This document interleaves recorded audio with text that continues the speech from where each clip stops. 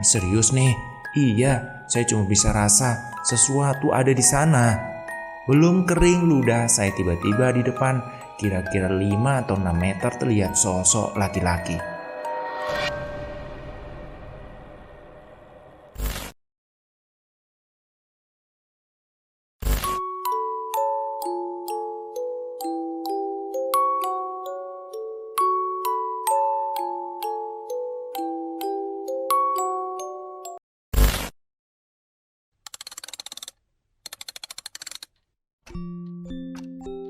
Misteri jenazah berseragam, Hutan Bakar Pangrango 1997. Tulisan ini ditulis oleh Arya Sena. Terima kasih yang untuk kedua kalinya ceritanya saya baca. Mari kita lanjutkan ke part kedua. Dan yang belum nonton part pertama, silahkan tonton dulu. Linknya ada di deskripsi. Mari kita lanjutkan ceritanya. Ya, lu kagak ngomong sih kalau mau nyusul kita. Mana saya ngerti kalau kalian pada ngumpul dan juga mau nyusul ke sono. Yang jelas, saya sama Jawir nih bener-bener sok saat itu. Oke, mari kita kembali ke kisah saya ya. Saya sama si G-Boy saat masih ada di atas. Kurang lebih setengah jam menyusuri jalur terjal dan rapat. Akhirnya kita sampai di hutan bakar. Di sini kita sempat berhenti sebentar. Dinginnya luar biasa. Tebing yang cukup terjal di samping kiri jalur memberikan pemandangan yang cukup indah di sore itu. Sayang, semua keindahan ini berselimut misteri yang cukup kuat. Setelah mengamati keadaan sekitar, kita putuskan untuk bergerak lagi. Asli, kayaknya anak-anak sudah pada balik ini, kata saya. Jejak-jejak yang terlihat menjelang maghrib di hutan bakar menguatkan asumsi saya kalau mereka sudah pada turun. Cuma apa ya di batin saya kok nggak enak. Boy, ayo, nih hawanya nggak beda banget ini. Ayo buruan, kita nge-base camp di pecahan jalur aja ya. Ada lapak tuh di sana, dikit lah, bisa deh buat kita pakai. Kita akhirnya nge-base di situ. Iya, nge-base camp di tempat anyesnya beda banget. Sambil merinding, kita segera menjauh meninggalkan area itu. Anjrit, merinding banget ini saya. Masih jauh gak sih, Ge? Dikit lagi, bilang saya. Cahaya senja yang semakin tipis dalam temaram gulita membuat mental sedikit goyah. Situasi ini semakin diperparah oleh beberapa kelebatan bayang yang ada di kiri dan kanan jalur. Ge, gak beres ini hawanya sepertinya. Ada apa ya? Nggak tahu ini, jawab saya. Langkah kita akhirnya kita percepat. Kurang lebih 15 menit bertarung dengan rasa takut dan dinginnya suasana. Akhirnya kita sampai di lokasi yang dia maksud. Itu tuh boy, lokasinya. Ayo buruan. Sebuah tempat datar yang cukup untuk satu tenda segera kita hampiri. Keluarin dong, playsitnya. Langsung yuk kita bikin bivak A. Posisinya sudah kita buat rendah untuk mengatasi pandangan saat gelap telah menguasai hari. Dan alhamdulillah bivak telah rampung. Bakar-bakaran gak ini kita? Iyalah iya, jawab G-Boy. Ya sudah kalau gitu, masak dulu ya. Saya cari kayu dulu. Jangan jauh-jauh ya G, kata dia. Iya, saya paham boy. Sejak di Mandalawangi, hutan bakar, dan pertigaan Gedok Cisarawa, semuanya emang luar biasa asik. Merinding-merinding gimana gitu. Saat itu memang luar biasa. Hawa dingin berselimut sesuatu yang amat sangat menegangkan. Ya, terus saja membayangi kehadiran kita. Bukan sekali dua kali loh. Sama G-Boy situasi seperti ini. Tapi kali ini beda. Awalnya beda banget pokoknya. Rasanya tuh tajam banget kalau itu sampai menebus ulu hati saya. Cuma bisa merasakan saja sih, tapi tidak bisa melihat sosok itu. Saat itu kita benar-benar gak tahu bahwa di hutan bakar terdapat sosok jenazah yang tergeletak kaku berselimut ponco. Jenazah seorang perwira pertama dari Kesatuan TNI yang gugur di daerah ini. Beliau sudah 11 hari belum ditemukan sejak dinyatakan hilang. Entah apa hubungannya dengan situasi yang kita alami malam ini. Yang jelas saya sama G-Boy seperti masuk dalam dimensi lain. Pelan tapi pasti, api mulai membesar membakar kayu yang tersusun rapi saat itu. Udara dingin pelan-pelan mulai berkurang bersamaan kobaran api yang di mulut Bivak. G-Boy yang sibuk masak tak sadar jika di atas kita ternyata sudah ada sesuatu yang kerap datang dan pergi. Wujudnya kadang menyerupai bapak-bapak, kadang juga anak muda tanpa ekspresi. Sambil terus bersolawat, saya sibukkan diri dengan memohon pertolongan pada Yang Kuasa. Sambil menyusun kayu-kayu yang berhasil saya kumpulkan, akhirnya Juli memang beda. Hembusan angin lembah yang hadir menerjang asa kerap membuat tubuh gemetaran karena menahan dingin. Gak berapa lama kopi siap untuk kita seduh. Cairan spiritus yang tersisa 1 botol kecil dan mineral kembali tertuang di atas kaleng kecil itu. Masak mie gak ini? Iya ya, kita masak dong. Sebatang rokok segera kita nyalakan menemani secangkir kopi. Bayangan itu kembali datang menghampiri. Wujudnya benar-benar jelas kali ini. Masya Allah, itu apa batinku? Sambil terus bersolawat, saya coba tahan semua ini sendirian. Seorang laki-laki, ya kurang lebih umur 45 sampai 50 tahun lah, nampak bolak-balik di sendirian. Seorang laki itu ada di belakang bivak kita. Entah apa maksudnya, yang jelas dia tidak memberikan aura yang menakutkan. Walau begitu, tetap saja saya meriang. Apalagi kadang-kadang wujudnya terlihat sangat jelas di balik kobaran api yang cukup besar itu. Lama-kelamaan, G-Boy juga mengekspresikan apa yang saya lihat. Tanpa bertanya, dia langsung nengok ke dalam sudut pandang saya. Posisi saya tuh memang dia adep-adepan nih sama dia. Jadi dia lihat yang di belakang saya dan saya lihat apa yang di belakang dia. Ada apa sih, kata dia. Gak biasa, saya cuma bisa jawab senyum-senyum saja. Biasalah, saya bilang begitu. Udah, lanjut aja masak. Bukan gitu, Nge. Saya juga mau ngomong sesuatu ini. Lah, kok sama? Dari tadi di belakang kamu tuh ada penampakan. Sambil menatap tajam, dia melanjutkan lagi pertanyaannya. Wujudnya kayak kakek-kakek sama anak muda. Mondar-mandir ada di belakang lo. Gila bener ini situasinya. Dan beda banget hawanya. Tanpa menjawab, saya anggukan kepala saja. Jujur, sebenarnya kepala saya itu megar segede keban. Rasanya merinding. Pengen buru-buru masuk bivak terus tidur. Tapi entah kenapa, walau suasana sangat mencekam, saya lebih memilih untuk beraktivitas seperti biasa. Taulah, takut tapi bawaannya tenang-tenang saja. Gak lama mie akhirnya mateng. Tempat peples yang panas segera saya turunkan. Atur posisi lalu larut dalam setiap kunyahannya. Mantap bener ini. Acara makan tak bertahan lama. Mie panas segera amblas ke dalam perut kami. Api yang meredup segera kita charge kembali. Cari kayu ya boy, buat entar. Sekarang mah yang penting aman, buat bakar-bakar garam aja. Sebenarnya kita berdua itu mager, tapi mengingat dini hari, nanti kita butuh api yang siap saji. Akhirnya kita bergerak lagi. Rapet aja boy ya, deketan. Iya, lumayan lah buat cari kayu kering yang berhasil kita kumpulkan. Susunan persegi yang berukuran besar agar bisa menyisakan bara ya di saat nanti kita benar-benar kita butuhkan. Kita bisa sedia. Kelar kita larut lagi dalam suasana. Isapan udut menenangkan kita. Walaupun suasana mencekam, gak karuan saat itu, tapi kita tetap bertahan di depan api. Di dalam bivak gelap dan dingin, belum mengantuk bener, mending di luar aja lah sambil bersedah gurau dengan hangatnya api. Sesekali mulai terdengar suara aneh dari berbagai arah. Kadang tiupan angin, kadang juga ada suara yang tak jelas. Aduh, horornya luar biasa saat itu. Akhirnya saya sempatkan buat udut lagi. Dan golok di tangan kanan selalu menempel kuat dalam genggaman. Emang ngaruh ya bang?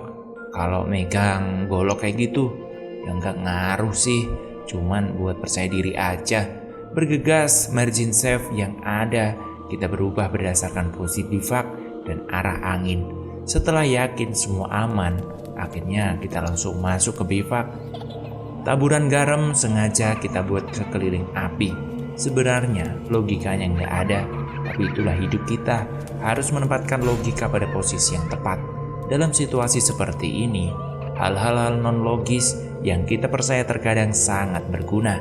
Bukan kepada benda-bendanya, tapi melainkan kepada sang pencipta dari benda yang telah menghadirkan ciptaan-ciptaannya.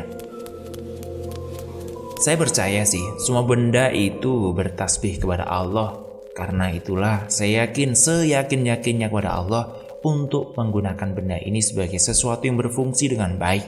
Semata-mata hanya karena Allah ya. Setelah api, maka sekeliling bivak juga kita taburi garam. Kemudian kita lanjutkan bersolawat. Setelah beres, kita akhirnya berdua langsung masuk. Awalnya semua berjalan normal, tapi semakin malam kita mulai mendengar suara-suara aneh di sekitar bivak. Bukan cuma suara, tetapi kerap terdengar suara langkah kaki yang berat dan seperti sudah berumur. Saya juga baru nemuin hal se-ekstrim ini kalau lagi daki. Saya sama Gewoy akhirnya nggak jadi tidur. Keluar males, tidur nggak bisa.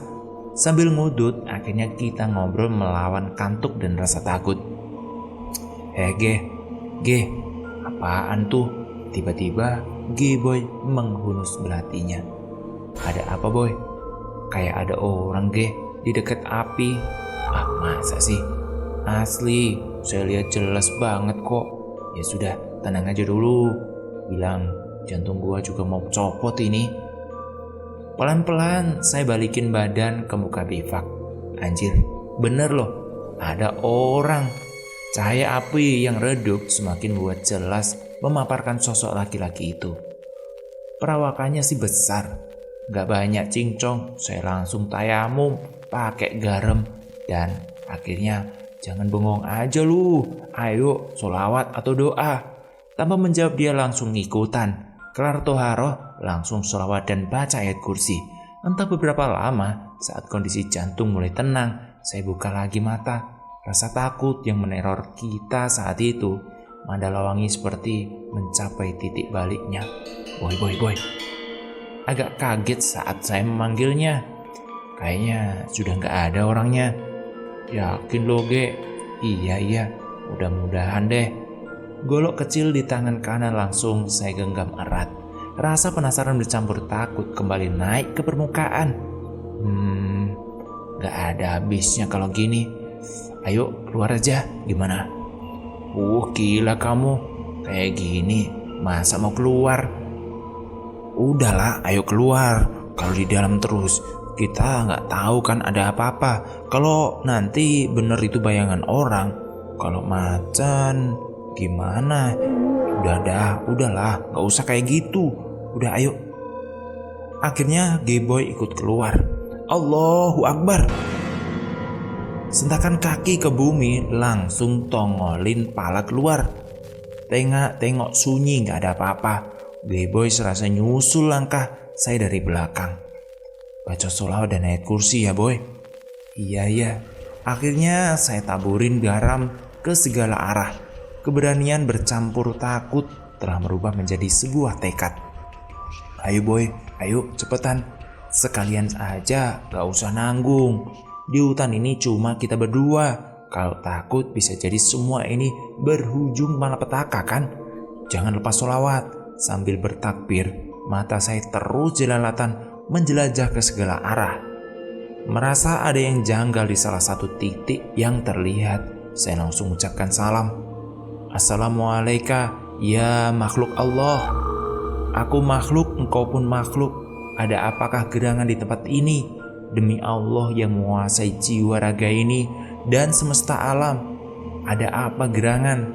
Sungguh tiada sesuatu kekuatan apapun menandingi kehebatannya. Sesuatu yang tak kasat mata nampak bergerak dari pepohonan. Wujudnya tak terlihat, tapi auranya tajam sekali menembus kulit. Seketika berdiri bulu kuduku. Tapi gimana lagi, takut juga ngelihatnya. Sambil bertakbir, saya samperin asal kekuatan yang membuat bulu Roma berdiri tegak. Walau tak terlihat, saya hakul yakin ada sesuatu di sana. Assalamualaikum. Assalamualaikum. Geboy nampak terpaku di belakang saya. Alunan sholawat tak pernah putus terdengar dari pita suaranya. Ada apa sih, Ge? Ada apa? Gak tahu, Boy. Saya gak bisa lihat, cuma bisa merasakan saja. Serius nih? Iya, saya cuma bisa rasa sesuatu ada di sana. Belum kering ludah, saya tiba-tiba di depan, kira-kira 5 atau 6 meter terlihat sosok laki-laki.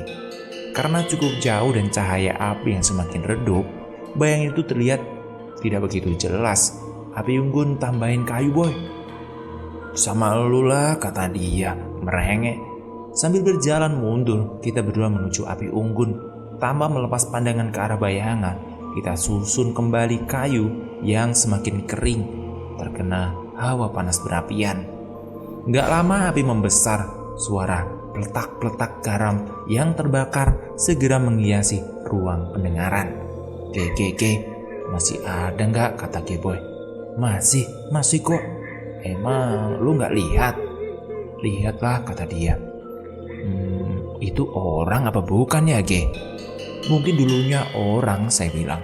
Sekitar 30 menit sosok itu berdiam, tak bergerak. Samperin gak ini? Kata Geboy. Gak usah lah, gak usah di sini aja. Kita gak kabur tunggang langgang aja, udah bagus kok. Anjrit, ketegangan menggantung sempurna saat itu. Hawa panas dari api anggun yang bercampur hembusan angin membuat suasana semakin mempesona. Gak lama sosok itu bergerak pergi. Api unggun yang menyala besar tiba-tiba terumbang ambing gelombang angin yang cukup besar. Saya sama Geboy langsung kaget sekaget-kagetnya. Jongkok, Boy, jongkok, sambil takbir ya. Entah siapa yang ngasih tahu. Golok langsung saya tiupkan bacaan sholawat. Tanpa ragu, saya langsung hujamkan dia ke permukaan bumi. Allahu Akbar. Geboy yang gak paham ikut-ikutan gerak sambil sholawat. Akhirnya Geboy juga ikutan. Ajaib, angin yang berputar sangat kencang di sekitar kita tiba-tiba hilang. Api yang terlihat berantakan dengan bara yang terbakar akhirnya kemudian nampak semakin rapi. Suasana kembali sunyi. Tabir mistis yang mengurung kita sejenak lepas. Mandala Wangi seperti terbuka lebar. Nampak samar-samar mulai terlihat lagi cahaya bintang. Geboy sampai terheran-heran. Perasaan tadi nih api sama bivak berantakan abis. Kenapa sekarang menjadi rapi ya? Katanya. Gak tahu juga. Udah diem aja. Yang penting kita selamat kan? Hawanya langsung beda. Benar, kata Geboy. Iya, saya bilang. Sambil terus bersolawat, kita duduk di depan api. Udut kita nyalakan. Udut juga masih banyak, masih 2 bungkus, kata dia. Ya sudah, sini, mari kita udut bareng untuk menenangkan diri. Ambil sebatang, kita sudut. Ajib, emang bener, jarum super emang edan bener rasanya. Sambil ngudut, kita nikmati suasana malam. Pelan-pelan tapi pasti. Mulai berat ini mata dalam obrolan. Masuk aku ya, Boy. Yaudah, ayo. Setelah hisapan terakhir, kita langsung bergerak masuk. Pakai kaos kaki, lalu lipat badan. Seingat saya, kita langsung molor. Dan sepertinya juga gak ada yang ganggu lagi kita saat itu. Alhamdulillah, kita tidur nyenyak-nyenyak aja. Pagi-pagi banget saya sudah bangun. Boy, bangun. Kita mesti harus masak terus cabut kan? Males-malesan, akhirnya Geboy melek juga. Penasaran dengan kejadian semalam, saya langsung keluar tenda. Nampak jelas pet place tentara masih dalam keadaan bagus teronggok di tengah jalur. "Boy, sini boy," saya bilang. "Ada apa sih, Ge? Udah buruan keluar. Kemarin pas turun kamu lihat benda ini gak?" Sambil memandang benda yang saya maksud, dia menggelengkan kepala. "Oh, biarin aja, biar di situ, jangan diambil," katanya. "Siapa yang mau bawa? Dasar." "Ya sudahlah, males kena malam-malam di jalur kayak gini lagi." Kelar masak air untuk nyeduh kopi, kita langsung masak mie dan rebus sisa telur yang semalam. "Ayo boy, kita lanjutkan jalur ya. Kalau lancar, gak ada masalah, mungkin 3-4 jam kita bakalan nyampe ke Gede. Lepas kali Gede, baru kita bisa nafas lega kan? Saya mah ikut-ikut aja, orang elu yang hafal jalurnya kan, Ge." Kelar makan, kita langsung packing. Kejadian hebat semalam masih menyisakan tanda tanya besar dalam benak kita. Sepanjang jalan saya jarang ngomong sama G-Boy. Kemungkinan kondisi hutan yang lebat dan redup membuat kita ingin buru-buru keluar dari wilayah ini. Saya jadi ingat ceritanya si Capung, Ipung Widodo Jurnalistik 96, anak IISIP yang kesini setahun yang lalu. Menjelang kali Gede, dia ngeliat sebuah bangunan mewah seperti villa. Ternyata pas dia istighfar, langsung hilang gak ada. Akhirnya setelah 3-4 jam setengah berlari, kita akhirnya sampai juga di bibir sungai. Alhamdulillah, alirannya normal. Bergerak ke kiri, menyusun tepian, akhirnya kita langsung dapat jalur menyeberang. Di sini kita istirahat cukup lama. "Ge, ayo ngopi dulu Ge," katanya. Berhubung hari masih terang dan sore juga masih sangat jauh dari peraduan, akhirnya kita ngopi.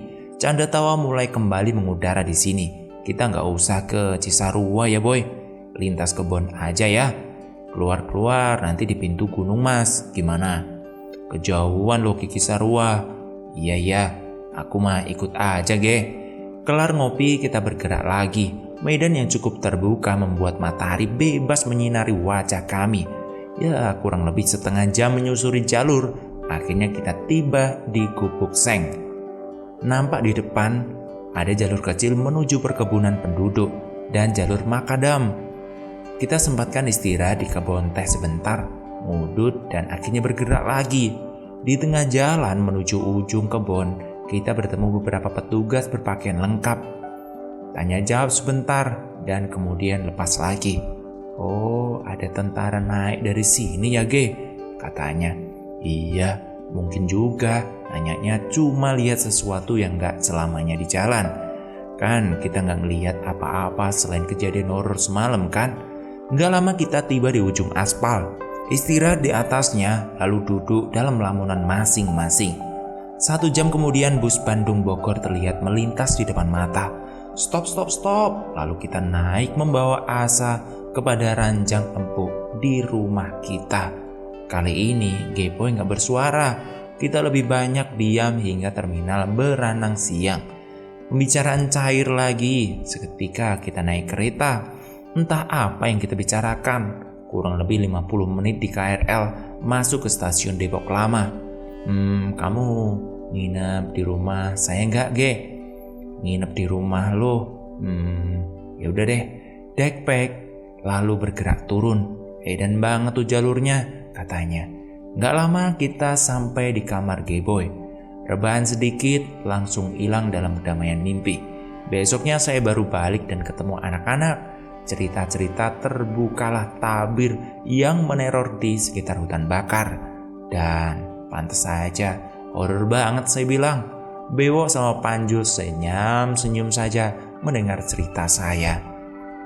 Terima kasih, itu tadi cerita dari saya, Arya Sena.